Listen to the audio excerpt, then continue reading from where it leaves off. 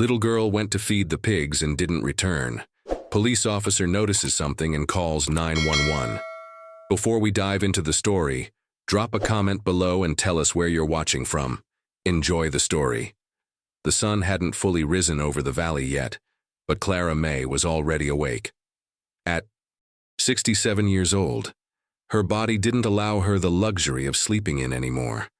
The arthritis in her hands reminded her of that every morning as she gripped the handle of the old coffee pot, the kind that sat directly on the wood-burning stove. The farmhouse was quiet except for the familiar creaking of the floorboards and the distant crowing of the rooster. Clara poured herself a cup of coffee, black and strong, just the way she'd been drinking it for 50 years. She stood by the window, looking out at the barn and the chicken coop, at the fields that seemed to stretch endlessly under the pale morning light. This land had been in her family for 3 generations. Now it was just her and the 3 grandchildren. "Grandma?" A small voice came from the doorway. Clara turned to see Lily, the youngest, rubbing her eyes. She was only 7, with tangled blonde hair and bare feet. "Morning, sweetheart," Clara said softly. "You're up early." "I heard the chickens," Lily said, shuffling over to hug Clara's leg. Clara smiled and stroked her hair. "Go wash your face. Breakfast will be ready soon." As Lily disappeared down the hallway, Clara's gaze drifted back to the window. Somewhere out there, Emily was probably already awake too. That girl had always been an early riser, especially when it came to the animals. Emily was 12 now, quiet, thoughtful, and more responsible than any child her age should have to be. Clara's daughter, Emily's mother, had been hospitalized. 2 years ago, schizophrenia, the doctor said, untreated for too long. Now Clara was raising 3 grandchildren on her own, with nothing but a small pension and the stubbornness that ran in her blood. By 7 o'clock, the kitchen smelled like scrambled eggs and toast. The 2 boys, Caleb and Jamie, came stumbling in, arguing about something trivial. Clara set the plates down with a firm hand. "Sit, eat, no fighting at the table." They obeyed immediately, but Emily's chair remained empty. Clara glanced at the clock. It wasn't like Emily to miss breakfast. She was usually the first one there, helping set the table without being asked. "Where's your sister?" Clara asked. Caleb shrugged. "Probably with the pigs. You know how she is." Clara nodded, though something in her chest tightened. She told herself it was nothing. Emily loved those animals. She'd probably lost track of time. Still, as the minutes passed and the chair stayed empty, Clara felt the unease growing. "Finish your food," she told the children. "I'm going to check on her." She grabbed her worn jacket from the hook by the door and stepped outside. The morning air was cool, carrying the scent of damp earth and hay. The old radio inside was playing a gospel song, crackling through the static. Clara walked slowly toward the barn, her joints protesting with every step. The gravel crunched under her boots. Chickens scattered as she passed. "Emily?" she called out. No answer. The barn door was slightly ajar. Clara pushed it open, and the smell of straw and animals filled her lungs. "Emily, honey, you in here?" Silence. Clara walked deeper inside, past the empty stalls, past the feed bag stacked against the wall. She could hear the pigs grunting in the pen outside, but there was no sign of the girl. Then she saw it. A bucket overturned, scattered feed on the ground, and Emily's shoes, muddy, small, sitting by the gate to the pig pen. Clara's heart began to pound. Emily! She hurried as fast as her old legs would carry her, pushing through the gate. The pigs snorted and moved aside. And there, in the corner of the pen, half hidden by the shadows, was Emily. She was lying on her side, unconscious, her clothes covered in dirt and straw. Clara dropped to her knees beside her, her hands shaking as she reached for the girl's face. "Emily, baby, wake up. Please, wake up." But Emily didn't move. And that's when Clara saw it, something that made her blood run cold. There was blood, not much but enough, and beside Emily, wrapped in an old feed sack, something small, something alive. Clara's breath caught in her throat. She pulled the sack aside with trembling hands and stared in disbelief. Clara's scream tore through the morning silence. It wasn't a scream of pain. It was something deeper, something primal. The kind of sound that comes from a place beyond words, beyond logic. The neighbor, Hank Morrison, was fixing his fence 2 properties over when he heard it. He dropped his tools and ran. Hank was 63, a retired police officer who'd moved to the countryside to escape the chaos of the city. But the instincts never left him. When he heard that scream, he knew something was terribly wrong. He found Clara in the pig pen, clutching Emily's limp body, rocking back and forth. Her face was pale, her lips moving in silent prayer. "Clara, what happened?" She looked up at him, eyes wild with terror. "Hank, I don't understand." That's when he saw the baby, tiny, fragile, still connected by the umbilical cord.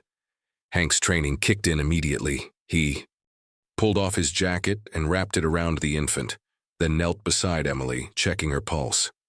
"She's breathing," he said, his voice steady despite the shock coursing through him. "But we need to get them to the hospital. Now." Clara couldn't move. She just stared at the baby in Hank's arms, her mind refusing to accept what her eyes were seeing. "Clara!" Hank's voice was sharp. "I need you to focus. Can you walk?" She nodded slowly, still in a daze. "Good. Get inside. Call 911. Tell them we need an ambulance immediately. Go." Clara stumbled to her feet and ran, or tried to. Her knees buckled halfway, but she caught herself on the fence and kept moving. Her heart was pounding so hard she thought it might burst.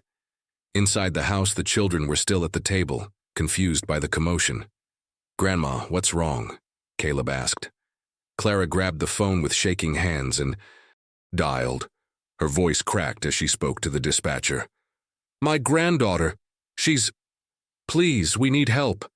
The old Morrison farm off Route 9, please hurry." She hung up and turned to the children, forcing herself to stay calm. "Go to your rooms. Now. Don't come out until I say so." "But now!" They obeyed, their faces pale with fear. Clara ran back outside. Hank had carried Emily out of the pen and laid her on the grass. The baby was crying now, a weak, raspy sound that made Clara's stomach twist. "How is this possible?" Clara whispered, kneeling beside them. "She's just a child. How did I not know?" Hank didn't answer. He was focused on keeping Emily stable, checking her breathing, watching for signs of shock. The ambulance arrived within 15 minutes, though it felt like an eternity. The paramedics moved quickly, efficiently, loading Emily onto a stretcher. One of them carefully took the baby from Hank, cutting the cord and wrapping the infant in a thermal blanket. "Ma'am, are you the grandmother?" one of them asked. Clara nodded, unable to speak. "We need to take them both to County General. Do you want to ride with us?" She nodded again. Hank put a hand on her shoulder. "I'll stay with the other kids. You go. I'll explain everything to them." Clara looked at him, tears streaming down her face. "I don't even know what to tell them, Hank. I don't know what's happening." "We'll figure it out," he said gently. "Just go. Be with her." The ride to the hospital was a blur. Clara sat in the back of the ambulance watching the paramedics work on Emily. The girl was still unconscious, her face pale and lifeless. The baby lay in an incubator beside her, tiny fists clenched, eyes closed. Clara reached out and touched Emily's hand. It was cold. "Please," she whispered. "Please be okay." At the hospital, everything moved too fast. Doctors and nurses swarmed around Emily, shouting medical terms Clara didn't understand. Someone asked her questions. When did this happen? Did she know Emily was pregnant? How far along was she? Clara couldn't answer. She just stood there, numb, staring at the chaos unfolding before her. A doctor finally approached her, a woman in her 40s with tired eyes and a clipboard in her hand. "Mrs. May?" Clara nodded. "I'm Dr. Sanders. Your granddaughter is stable for now, but we need to run some tests. The baby appears healthy, though premature. We're taking them both to intensive care." "I didn't know," Clara said, her voice breaking. "I swear I didn't know she was pregnant." Dr. Sanders's expression softened slightly. How old is Emily? 12. She just turned 12. The doctor's face tightened. She glanced at her clipboard, then back at Clara. Mrs. May, we're going to need to involve Child Protective Services. This is a mandatory report. Clara felt the floor shift beneath her. What? No, I would never. I understand, Dr. Sanders said carefully. But we have to follow protocol. A child. This isn't something that happens by accident. The words hung in the air like a death sentence. Clara sank into a chair, her hands covering her face. Somewhere down the hall, the baby cried. The waiting room was cold and sterile, filled with the hum of fluorescent lights and the occasional beep of a monitor down the hall. Clara sat alone, her hands folded tightly in her lap, staring at the worn linoleum floor. Hours passed, or maybe it was minutes. Time didn't seem to work properly anymore.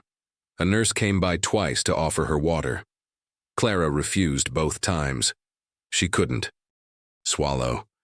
Her throat felt like it was closing. Finally, Dr. Sanders returned. This time, she wasn't alone. A woman in a gray suit followed her, carrying a leather folder. Mrs. May, this is Linda Harris from Child Protective Services, Dr. Sanders said. Linda extended her hand. Clara stared at it for a moment before shaking it weakly. Mrs. May, I know this is an incredibly difficult time, Linda began, her tone professional but not unkind. But I need to ask you some questions. Clara nodded numbly. Linda sat down beside her, opening her folder. When did you first notice that Emily might be pregnant? I didn't, Clara said, her voice hollow. I had no idea. Did she gain weight, change her clothing habits, show any signs of discomfort? Clara thought back, desperately searching her memory. Emily had been wearing looser clothes lately, but Clara had just assumed it was a phase. The girl had always been modest. She wore bigger shirts, Clara admitted. But I thought she was just growing. Kids do that. Linda wrote something down. Did Emily have any visitors? Anyone who came to the house regularly? Clara hesitated. My neighbor, Hank Morrison. He helps with repairs sometimes, and there's a man who does odd jobs around the farm. Tom Bradley. He's been helping us for about a year now. Anyone else? The pastor from church stops by once in a while, and the mailman, of course. But that's it. We don't have many visitors. Linda nodded, making more notes. Mrs. May, I need to be very clear with you. Given Emily's age, this is a criminal matter. The hospital has reported this to the police. They'll want to speak with you and Emily when she wakes up. Clara's chest tightened. Criminal? But I didn't do anything. I understand that, Linda said gently. But someone did, and we need to find out who. Dr. Sanders cleared her throat. Mrs. May, Emily is awake now. She's asking for you. Clara stood up so quickly she felt dizzy. Can I see her? Yes, but only for a few minutes. She's very weak, and we need to keep her calm. Linda stood.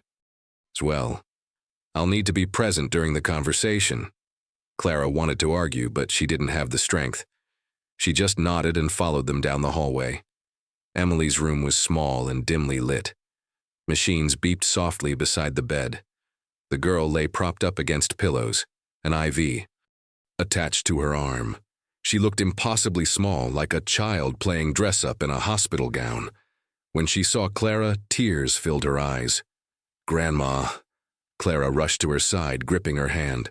Oh, baby, I'm here. I'm right here. Emily sobbed quietly, her thin shoulders shaking. I'm so sorry, she whispered. I'm so sorry.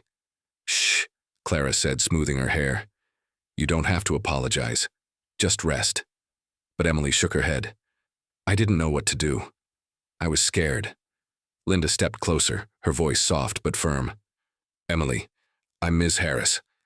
I'm here to help you. Can you tell me? What happened? Who did this to you? Emily's face crumpled. She looked at Clara, then at Linda, then down at her hands. I can't, Why not, sweetheart? Linda asked gently. Because, Emily's voice was barely a whisper. Because everyone will hate me. Clara felt her heart shatter. No one will hate you, she said fiercely. Emily, listen to me. This is not your fault. Do you hear me? This is not your fault. But Emily just cried harder. Dr. Sanders stepped in. That's enough for now. She needs rest. Linda nodded reluctantly. We'll talk again later. As they left the room, Clara glanced back at Emily. The girl had turned her face to the wall, her small frame trembling under the thin hospital blanket. In the hallway, Linda pulled Clara aside. Mrs. May, I need to tell you something. The baby is being placed in temporary foster care until we can determine custody. What? Clara's voice rose. You can't do that. That's my great-grandchild. I understand, but given the circumstances— What circumstances? I didn't do anything wrong. Linda's expression was sympathetic but unyielding. Mrs. May, Emily is a minor who was impregnated while under your care. Until we can confirm that your home is safe, we can't place the baby with you. Clara felt the room spinning. This can't be happening, she whispered. Linda placed a hand on her shoulder. I'm not the enemy here, but we have protocols. I'll do everything I can to make sure this gets resolved quickly. In the, meantime, focus on Emily. She needs you. Clara nodded slowly, though she felt like she was drowning. As she walked back toward Emily's room, she passed a window overlooking the parking lot. Down below, she saw a police car pulling into the lot, and her blood ran cold.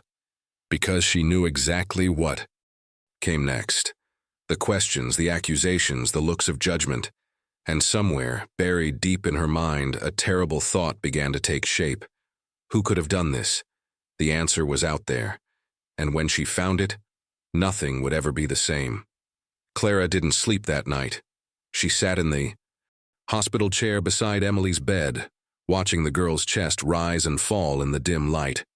The machines beeped their steady rhythm, a reminder that life continued even when the world felt like it had stopped.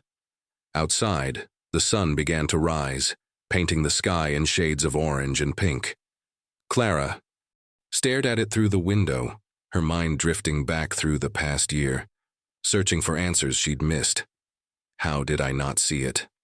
She thought about the mornings when Emily would slip out before dawn to feed the animals.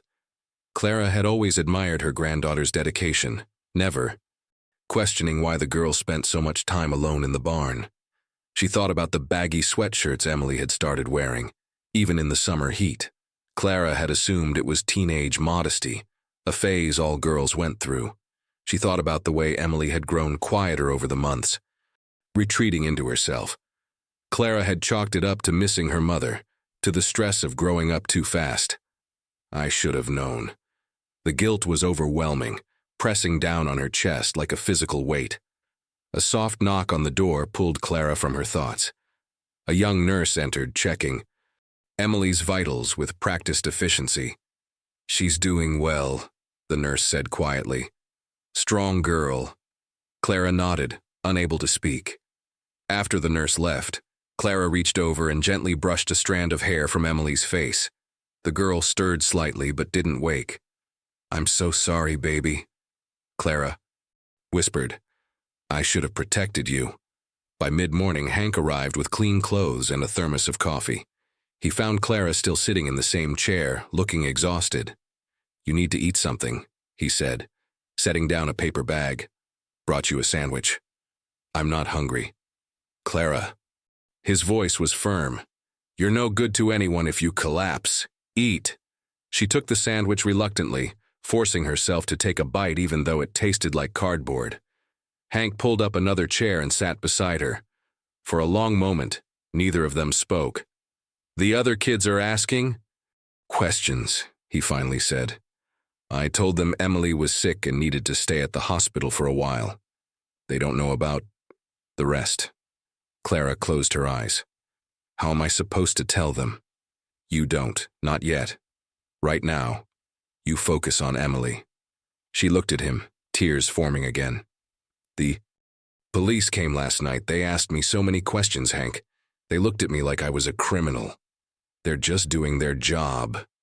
They wanted to know who had access to the house, who Emily spent time with. She paused, her voice dropping to a whisper. They mentioned Tom. Hank's expression darkened. Tom Bradley, Clara nodded. Tom was a drifter who'd shown up about a year ago looking for work. He'd seemed harmless enough, quiet, polite, always offering to help with repairs. Clara had been grateful for the extra hands, especially with her arthritis getting worse. He's been around a lot, Clara said slowly. Fixing the roof, mending fences. Emily would be outside sometimes when he was working. Hank leaned forward. Did you ever see anything suspicious? Anything that made you uncomfortable? Clara tried to remember, but everything felt foggy. He was always nice to her. Maybe too nice. He'd bring her candy sometimes or help her carry the feed bags. The words felt like poison in her mouth. I thought he was just being kind, she whispered. Hank's jaw tightened. Where is he now? I don't know. He was supposed to come by last week to fix the water heater, but he never showed up. They sat in heavy silence. Finally, Hank stood. I'm going to make some calls, see what I can find out. Hank. He turned back. What if it wasn't him? Clara's voice trembled. What if it was someone else? Someone we haven't even thought of. Hank's expression was grim. Then we keep looking until we find them. By the time Clara returned home 2 days later, the entire town knew. Small towns had a way of spreading news faster than wildfire, and this story was too scandalous to keep quiet. Clara could feel it the moment Hank drove her down Main Street. The stares, the whispers, the sudden silence when they passed. At the grocery store, Mrs. Patterson from the church choir pretended not to see her. At the post office, the clerk handed her the mail without making eye contact, but it was at Henderson's feed store where Clara heard it clearly. She was picking up chicken feed when 2 women rounded the corner, not realizing she was there. Did you hear about Clara May's granddaughter? One of them said in a hushed voice. Terrible thing. Just terrible. I always said something wasn't right in that house. 3 kids and an old woman. How was she supposed to keep track of them all? She should have known. A child doesn't get pregnant without someone noticing. Clara stood frozen, the bag of feed heavy in her arms. Poor girl, the first woman continued. But honestly, where was the grandmother? Out working the farm, probably, while that child was… Clara dropped the bag. It hit the floor with a loud thud. Both women turned, their faces flushing red when they saw her. Clara, we didn't… But Clara was already walking away, her hands shaking, her vision blurred with tears. That Sunday, Clara didn't go to church. She'd attended that church for 40 years, through weddings and funerals, through good times and bad. But when she imagined walking through those doors, facing those judgmental eyes, she couldn't do it. Instead, she sat at the kitchen table, staring at the old radio that crackled with a gospel hymn. Hank stopped by in the afternoon, his expression troubled. You okay? Clara shook her head. No, I'm really not. He sat down across from her. I talked to some people. Tom Bradley left town 3 days ago. No forwarding address, no explanation. Clara's stomach dropped. It means the police are looking for him. They've issued a bulletin. She buried her face in her hands.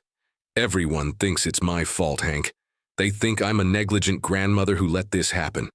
Clara. No, they're right. Her voice broke. I should have seen it. I should have protected her. Hank reached across the table and gripped her hand. Firmly. Listen to me. You did the best you could with what you had. You were taking care of 3 kids on your own, keeping a farm running with arthritis in your hands. You can't blame yourself for the evil someone else did. But Clara couldn't hear him. The guilt was too loud. The next day, Linda Harris from Child Protective Services came by for a home inspection. She walked through every room with a clipboard, making notes. She checked the bedrooms, the kitchen, the bathroom. She asked questions about income, about supervision, about daily routines. Clara answered as best she could, but she felt like she was on trial. When Linda finally left, she said only, "I'll be in touch." That night, Clara sat on the porch as the sun set over the fields. The chickens had gone to roost. The pigs were quiet in their pen. Everything looked the same as it always had, but nothing would ever be the same again. In the distance, a car drove slowly past the farm. Clara couldn't see who was inside, but she felt their eyes on her. Judging, always judging. She pulled her sweater tighter around her shoulders and whispered into the empty air, "I'm sorry, Emily. I'm so sorry." Clara couldn't remember the last time she'd cried this much. She sat alone in the barn, the place where she'd found Emily just days ago. The straw still bore faint traces of what had happened, dark stains she couldn't bring herself to clean yet. Her hands trembled as she held an old photograph she'd found tucked in Emily's dresser drawer. It showed the girl at age 7 grinning with a missing front tooth, holding a baby chick in her small hands. Back then, everything had been simpler. Back then, Clara had believed she could protect them all. Where did I go wrong? The question haunted her every waking moment. She thought about the nights she'd gone to bed early, exhausted from the farm work, trusting that the children were safe in their rooms. She thought about the times she'd sent Emily outside to do chores alone because her own body hurt too much to help. She thought about Tom Bradley's friendly smile, the way he'd offered to help without being asked, the way she'd been so grateful for his presence.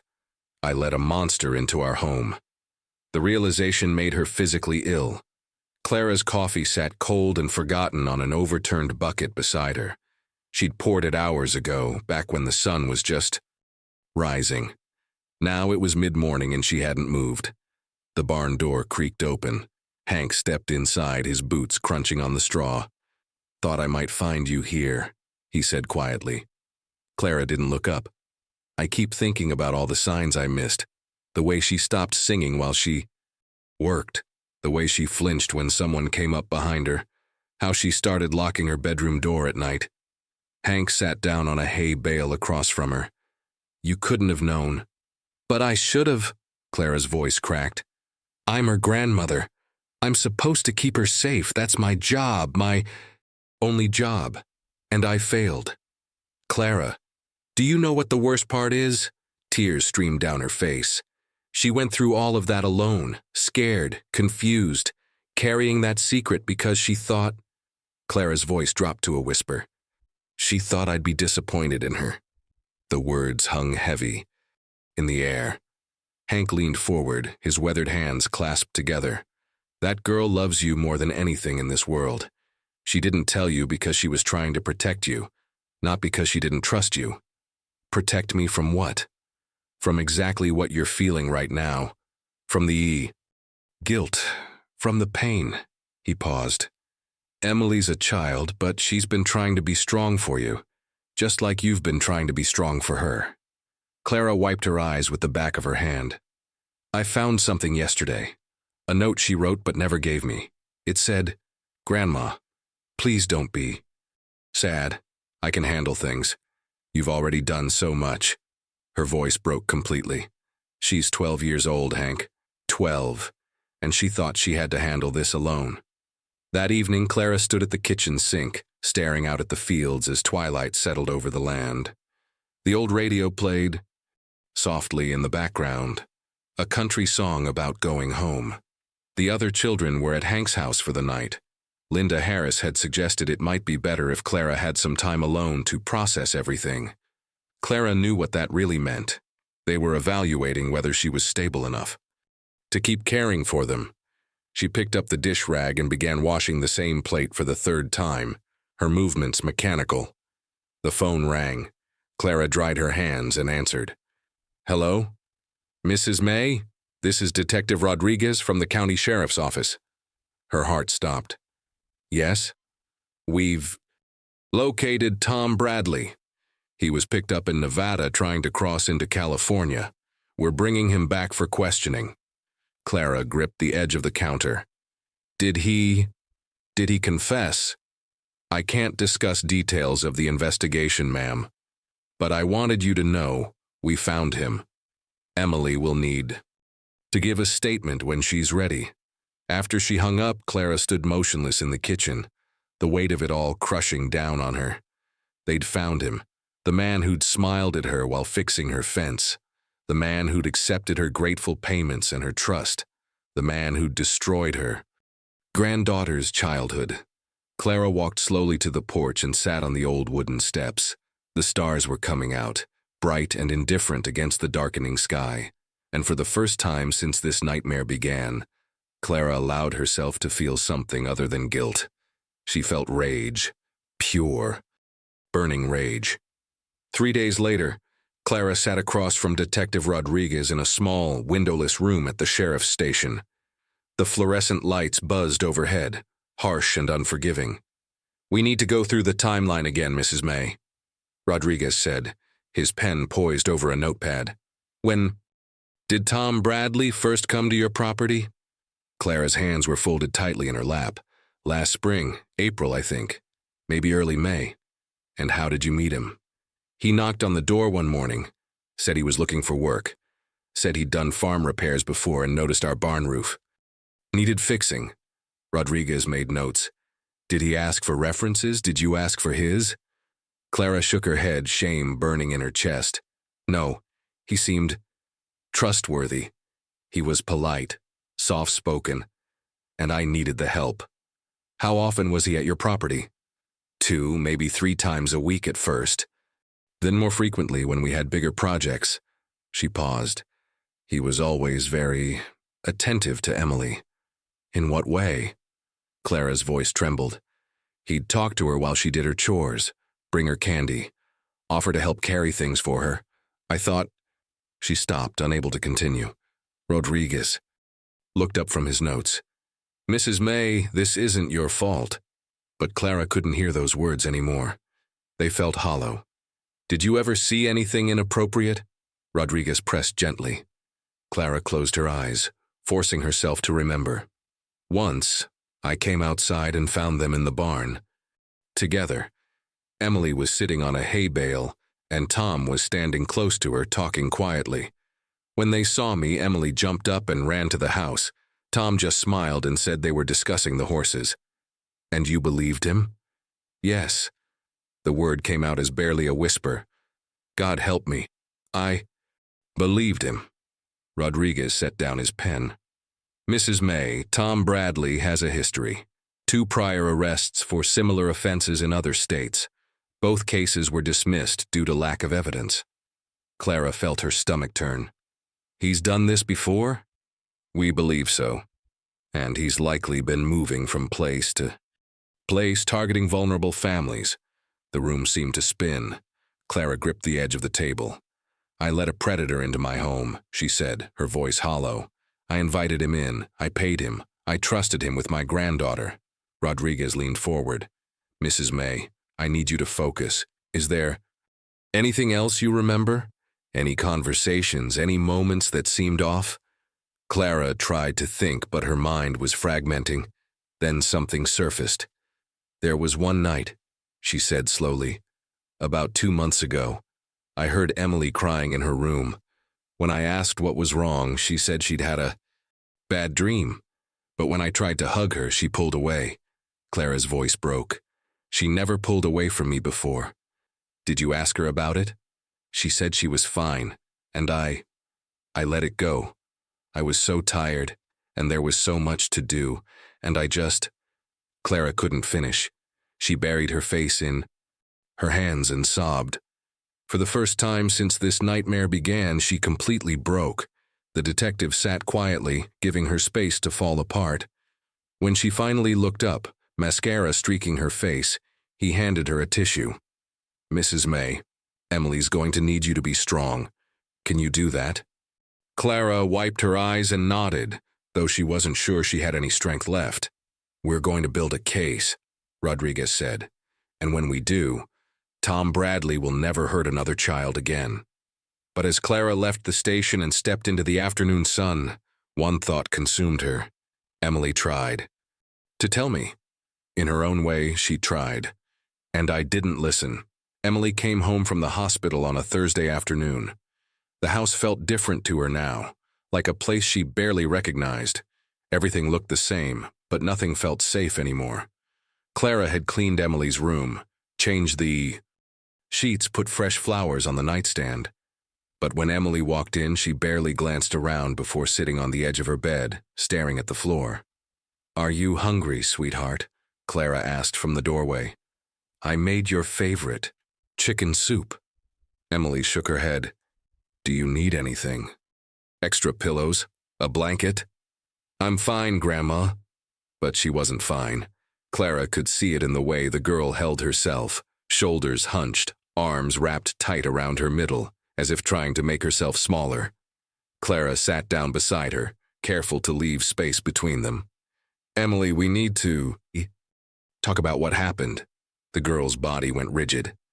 "I know you're scared," Clara continued softly, "but the police need to hear from you. They need you to tell them the truth about Tom." Emily's head snapped up, her eyes wide with panic. "I can't. Baby, I know it's hard, but you don't understand." Emily's voice rose. "If I say something, everyone will know. Everyone will look at me and know what happened. They'll think I'm dirty." The word hung in the air like poison.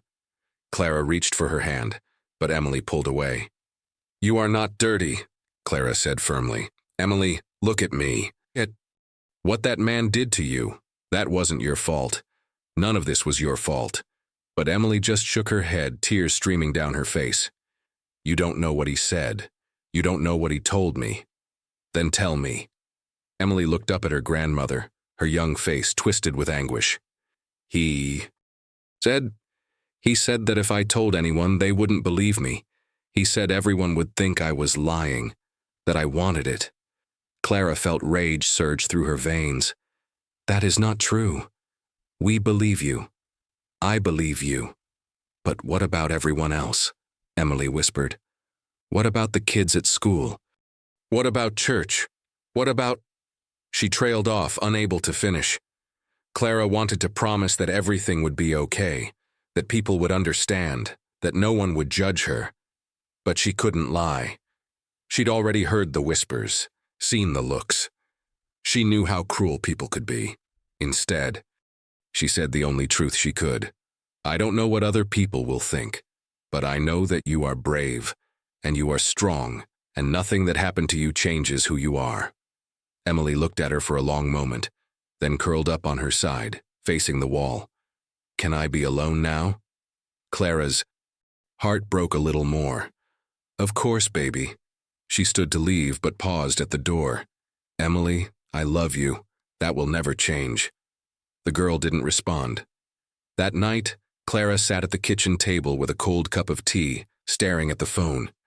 Detective Rodriguez had called earlier, asking when Emily would be ready to give her statement. Clara had said she didn't know.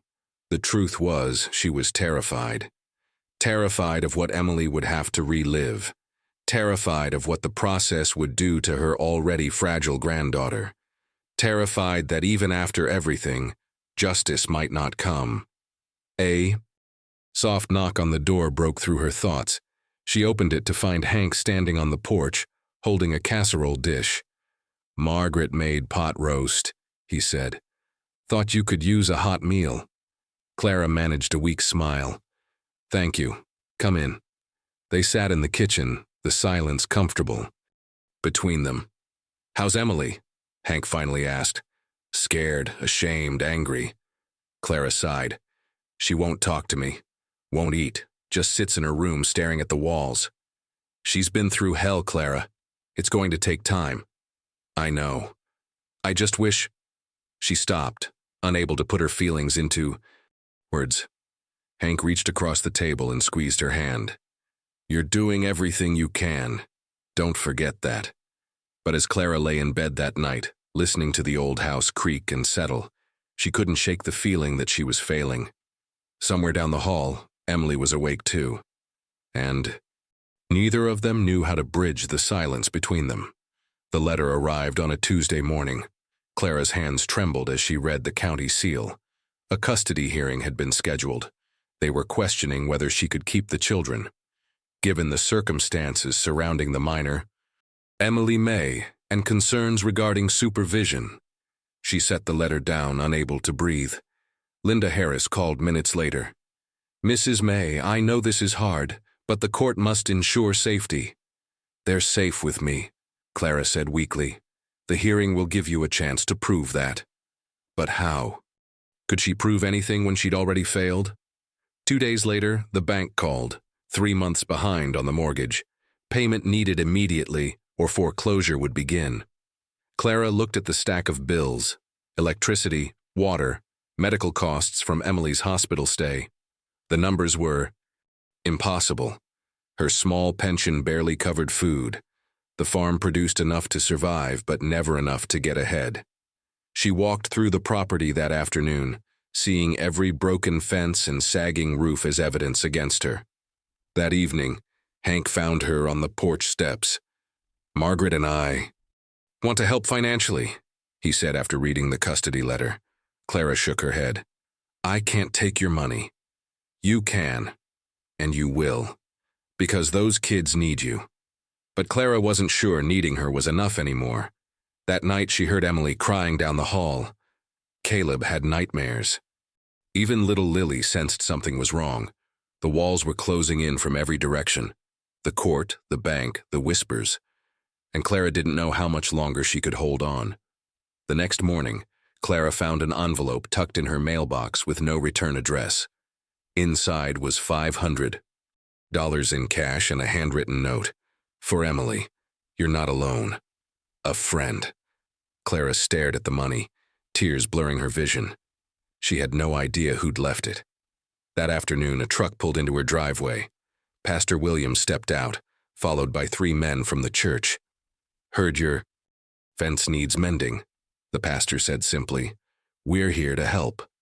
Clara tried to protest, but he raised a hand. "This isn't charity, Clara. This is what community does." They worked all afternoon without asking for payment or explanation. 2 days later, Margaret Morrison arrived with groceries and a warm smile. "Hank told me you've been skipping meals," she said, unpacking bags in the kitchen. "That stops today." Clara broke down crying. Margaret held her without judgment. "You've carried this alone long enough," Margaret whispered. "Let us help carry it with you." The following week, Miss Peterson, Emily's former teacher, stopped by. She was retired now, gentle and wise. "I heard what happened," she said softly. "I want to testify at your hearing. Emily's a good girl and you're a good grandmother. The court needs to hear that." Clara could barely speak. "You'd do that?"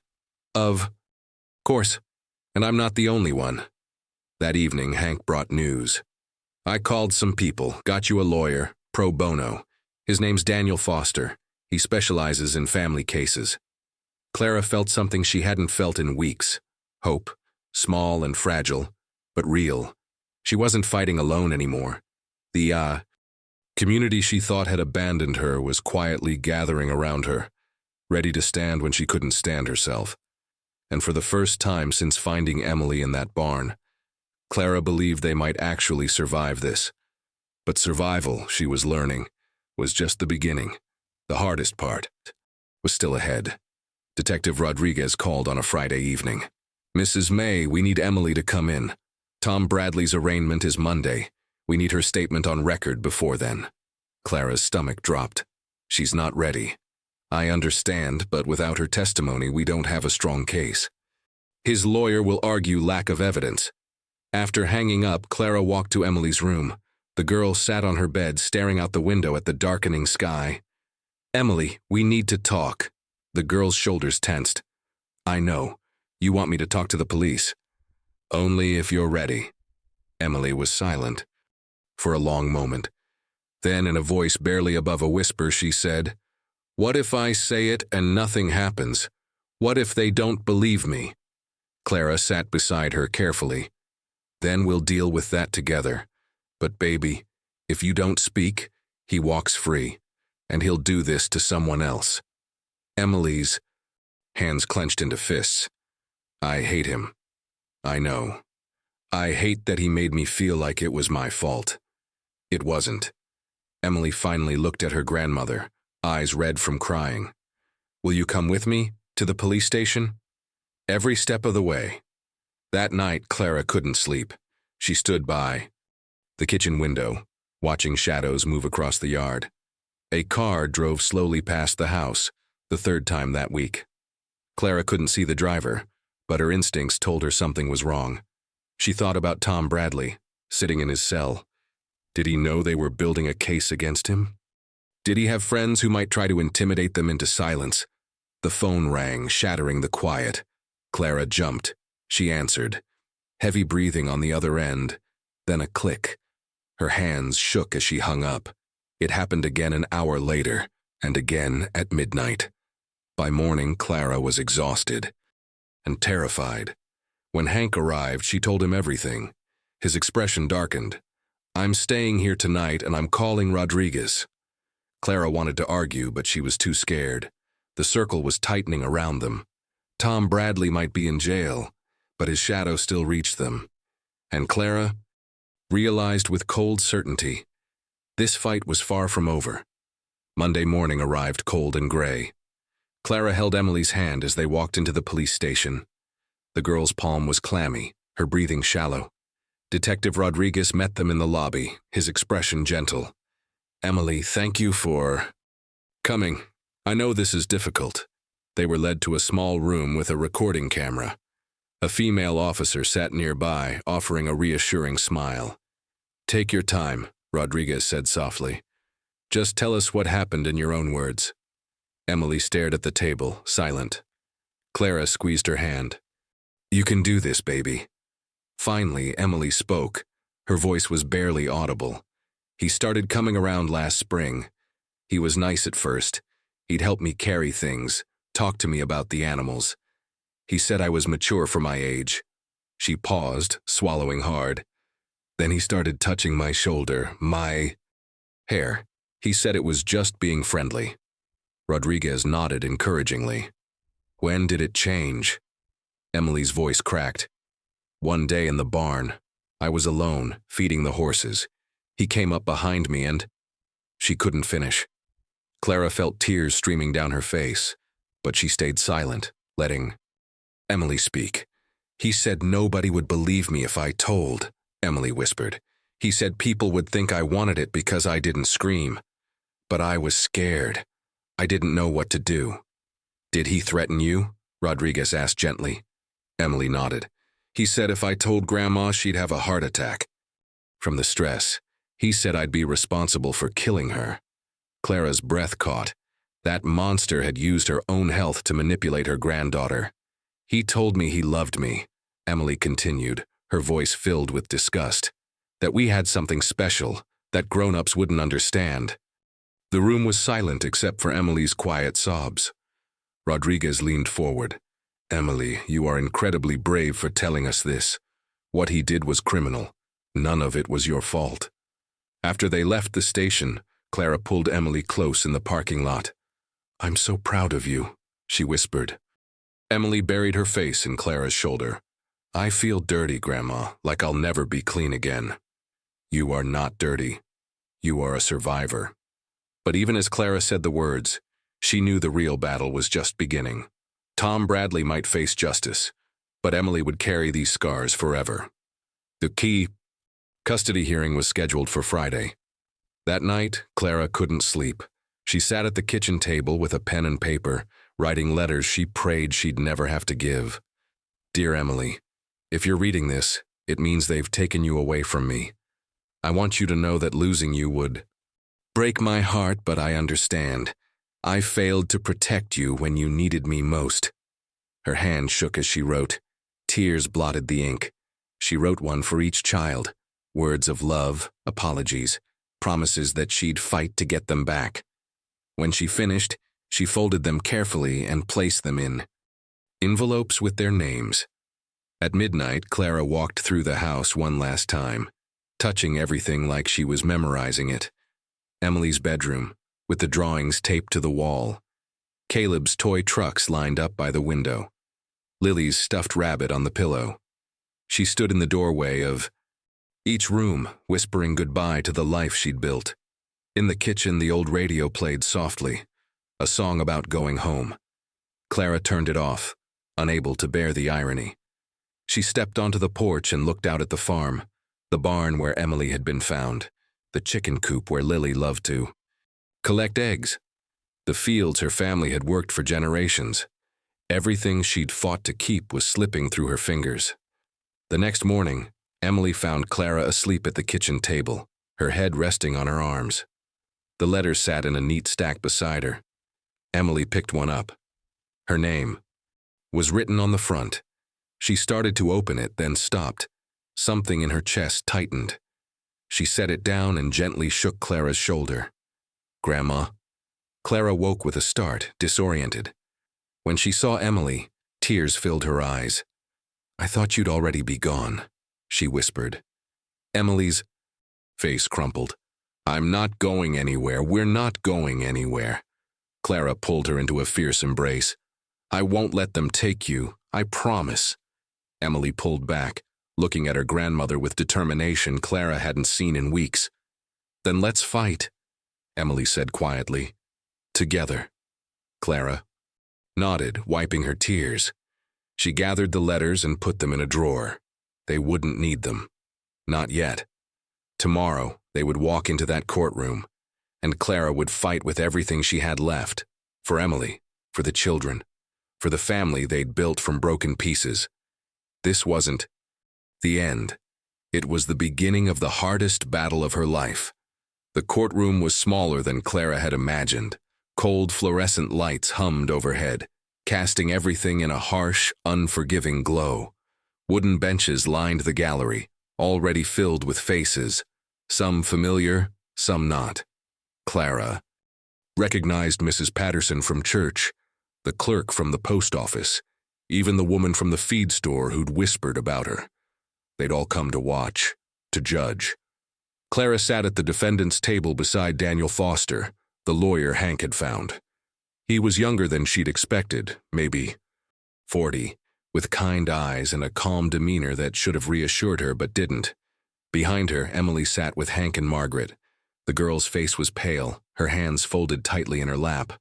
Across the aisle sat Linda Harris and 2 other representatives from Child Protective Services, their expressions professionally neutral. The judge entered, a stern woman in her 60s named Judge Patricia Harmon. Everyone stood. "Be seated," Judge Harmon said, settling into her chair and reviewing the paperwork before her. "We're here today to determine the custody arrangement for the minor children currently under the care of Mrs. Clara May. Mrs. May, do you understand the nature of these proceedings?" Clara stood shakily. "Yes, Your Honor." "Please be seated." Daniel Foster rose. "Your Honor, we're here to demonstrate that Mrs. May has provided a loving, stable home for her grandchildren under extremely difficult circumstances. The incident involving her granddaughter Emily was the result of a predator who manipulated his way into their lives, a predator who is now in custody facing criminal charges. The state's attorney, a sharp-faced woman named Ms. Chen, stood next. "Your Honor, while we acknowledge Mrs. May's good intentions, the facts remain. A 12-year-old child became pregnant while under her care. The state must prioritize the safety and well-being of these children." Judge Harmon looked at Clara. "Mrs. May, I've reviewed the reports. I understand you're the primary caregiver for 3 minor children while also managing a farm. Is that correct?" "Yes, ma'am." "And you were unaware of your granddaughter's pregnancy until she gave birth?" Clara's voice cracked. "I didn't know. I should have, but I didn't." "Why do you think you missed the signs?" Clara took a breath, steadying herself. "I was overwhelmed, taking care of 3 kids alone, keeping the farm running with arthritis that makes it hard to even hold a coffee cup some mornings. I was exhausted all the time. But that's not an excuse. I should have paid more attention. I should have seen what was happening." Judge Harmon's expression remained impassive. "The state argues that you lack the physical and financial resources to adequately supervise these children. How do you respond?" Daniel Foster interjected. "Your Honor, if I may call our first witness." The judge nodded. Pastor C. Williams took the stand. He spoke about Clara's dedication to her family, her involvement in the community, the sacrifices she'd made. That woman has more strength in her little finger than most people have in their whole body, he said firmly. What happened to Emily was a tragedy, but it wasn't Clara's fault. It was the fault of a predator who fooled everyone. Next came Miss Peterson, Emily's former teacher. She testified about Emily's love for her grandmother, the close bond they shared, the girls' happiness before Tom Bradley entered their lives. Emily never wanted for love or attention in that home, Miss Peterson said. Clara May is a good woman doing her best under impossible circumstances. Finally, Hank took the stand. I've known Clara for 20 years, he said. She's raised those kids with nothing but love and determination. Yes, she's struggled financially. Yes, she's gotten older and the work is harder. But those children are thriving because of her. Taking them away won't protect them, it'll destroy them. Ms. Chen cross-examined each witness, pointing out the lack of supervision, the financial instability, the missed signs of abuse. Good intentions aren't enough, she argued. These children need a home where they can be properly monitored and cared for. Then she called her own witness, a social worker who'd evaluated the home. The property is in disrepair, the woman testified. The income is insufficient, and Mrs. May's health issues raise serious questions about her ability to provide adequate supervision. Clara felt her hope crumbling with each word. Judge Harmon turned to her. Mrs. May, would you like to say anything before I make my decision? Clara stood, her legs trembling. Your Honor, I know I made mistakes. I know I should. Oh, I have seen what was happening. But I love those children more than anything in this world. They've already lost their mother. If you take them from me, they lose the only stability they have left. Her voice broke. I'm not perfect. I'm old and tired and struggling, but I'm fighting. I'm getting help. I'm from the community now. I have people supporting me. Please don't punish my grandchildren for my failures. They need me, and I need them. The courtroom was silent. Judge Harmon leaned back in her chair, studying Clara for a long moment. I'm going to take a 15-minute recess to consider my decision. She stood and left the room. Clara sank into her chair, barely able to breathe. Daniel Foster touched her shoulder reassuringly, but she couldn't feel anything except the crushing weight of uncertainty. Emily came forward and gripped her hand. Whatever happens, the girl whispered, I love you, Grandma. Clara couldn't speak. She just held on. The minutes crawled by like hours. The courtroom felt suffocating when Judge Harmon returned. Everyone stood as she entered, the rustle of fabric and nervous breathing the only sounds. Clara's heart hammered so hard she thought everyone could hear it. Judge Harmon sat, adjusted her reading glasses, and looked directly at Clara. This is one of the most difficult cases I've had to rule on, she began.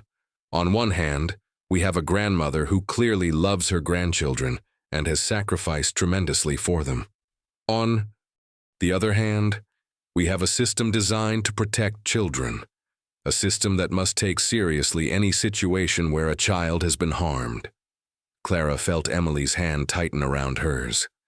I've listened to the testimony.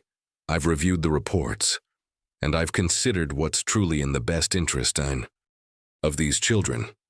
Judge Harmon paused. Mrs. May, you made mistakes. You were overwhelmed and you missed signs that in hindsight should have raised concerns. But those mistakes don't make you negligent. They make you human. Clara's breath caught. The predator who harmed Emily is not in this courtroom. He's in jail where he belongs. And from what I've heard today, he was sophisticated in his manipulation, not just of Emily, but of you and your entire community. The judge looked at the state's attorney. Ms. Chen, the state's concerns about resources and supervision are valid. However, removing these children from the only stable home they've known would cause more harm than good. Clara felt tears streaming down her face. Therefore, Judge Harmon continued, I'm ordering that custody remain with Mrs. Clara May, subject to the following conditions: monthly visits from a social worker, mandatory participation in a grandparent support program, and acceptance of community resources including home repairs and financial assistance. Clara collapsed into her chair, sobbing. Additionally, the judge said, her voice softening, I'm ordering the state to provide Mrs. May with a monthly stipend for kinship care. These children shouldn't have to suffer because their grandmother is doing the state's job of raising them. Daniel Foster stood. Thank you, Your Honor. Thank you. Behind Clara, she heard Hank's voice crack with emotion. Margaret was crying openly. Judge Harmon looked directly at Emily. Young lady, you've been through something no child should ever experience. But I want you to know that what happened to you was not your fault, and speaking up about it was one of the bravest things anyone can do. Your grandmother loves you, and this court is going to make sure you have the support you need. Emily nodded, tears rolling down her cheeks. Court is adjourned. The gavel came down. Outside the courthouse, Clara was immediately surrounded by people. Pastor Williams hugged her. Miss Peterson squeezed her hand. Even Mrs. Patterson from church approached, with tears in her eyes. I'm sorry, the woman whispered. I'm sorry for the things I said. I was wrong. Clara nodded, too overwhelmed to speak. Hank put his arm around her shoulders. Let's get you home. 3 weeks later, things were different. Not perfect, but different. The community that had whispered and judged had transformed into something Clara never expected. A support system. Men from the church finished repairing the barn. Women organized a meal rotation. The bank, after hearing about the judge's decision, restructured Clara's mortgage with manageable payments. Daniel Foster helped Clara apply for every assistance program available. The kinship care stipend arrived, along with food assistance and help with utilities. For the first time in years, Clara wasn't drowning. Emily was seeing a counselor twice a week. She still had nightmares, still struggled with shame and fear. But slowly, so slowly, she was beginning to heal. One afternoon, Clara found her in the chicken coop, collecting eggs like she used to. Mind if I join you? Clara asked. Emily shook her head, making room. They worked in comfortable silence for a while, the chickens clucking around their feet. Grandma, Emily said quietly. Yes, baby? I'm sorry I didn't tell you. Clara set down her basket and pulled Emily into a hug. You have nothing to be sorry for. Nothing. Do you hear me? Emily nodded against her shoulder. I'm the one who's sorry, Clara whispered. I'm sorry I didn't make you feel safe enough to tell me, but I'm here now, and I'm never going to stop fighting for you. They held each other as the afternoon sun streamed through the coop door, dust motes dancing in the golden light. 2 months after the hearing, Tom Bradley was sentenced to 20 years in prison. Clara didn't attend the sentencing. Emily wasn't ready for that. But Detective Rodriguez called to tell her the news. He won't hurt anyone else, Rodriguez said. Clara hung up and allowed herself to feel relief for the first time since this nightmare began. Justice wasn't perfect. It wouldn't erase Emily's trauma or bring back her childhood innocence. But it was something. It was closure. On a warm Saturday morning in late spring, Clara stood on the front porch watching the children play in the yard. Caleb and Jamie chased each other around the oak tree. Lily sat in the grass making a crown out of dandelions. And Emily sat on the porch steps with the baby. The infant, now 4 months old, had been placed in Clara's care after extensive evaluations. Emily had named her Hope. It was the most beautiful name Clara had ever heard. Emily looked up at Clara and smiled, a real smile, small but genuine. She smiled at me today, Emily said. A real smile, not just gas. Clara sat down beside them, looking at the tiny baby in Emily's arms. Hope had Emily's eyes and a tuft of dark hair that stuck up no matter how many times they smoothed it down. She knows she's loved, Clara said softly. Emily kissed the baby's forehead. I'm going to make sure she never feels scared like I did. I'm going to protect her. We both will, Clara said. Together. On the fence post near the barn, a pair of small pink galoshes hung drying in the sun. Emily's boots, washed clean after a morning of farm work. It was a small detail, but to Clara it meant everything. It meant Emily was reclaiming her space, reclaiming her life. The old radio inside played through the open window, a gospel song about redemption and grace. Clara looked out at the farm, at the land her family had worked for generations. The barn roof was fixed, the fence was mended, the bills were paid. It wasn't perfect. There were still hard days, still nightmares and tears and moments when the weight of everything threatened to crush her. But they were here, together, surviving. And sometimes Clara was learning, surviving was its own kind of victory. Margaret Morrison's car pulled into the driveway. She climbed out carrying a casserole dish and a bag of groceries. "Thought I'd stop by," she called cheerfully. Hank's truck followed, loaded with lumber for a project he'd insisted on starting, building a proper playhouse for. "Lily." Clara stood up, her arthritic knees protesting, but she was smiling. "Come on," she said to Emily. "Let's go help." Emily stood carefully cradling Hope and followed her grandmother down the steps. As they walked across the yard, Clara looked back at the house one more time. The paint was peeling. The porch sagged slightly, but smoke curled from the chimney and warm light glowed in the windows. It wasn't much, but it was home. And home, Clara realized, wasn't about perfection. It was about love, about fighting for each other even when everything seemed lost, about breaking the silence and standing up for what was right, even when the world judged you for it. Tom Bradley had tried to destroy them, but he'd failed. They were still standing, still fighting, still hoping. And as Clara watched Emily whisper softly to baby Hope, she understood something profound. Justice couldn't erase the past, but love, real, fierce, unbreakable love, could protect the future. The sun climbed higher in the sky, warming the earth. In the distance, a rooster crowed. And on the Morrison farm, life continued.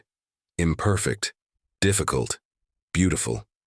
But most importantly, it continued. Together. Sometimes the bravest thing you can do is break the silence. Justice doesn't erase the past, but it can protect the future.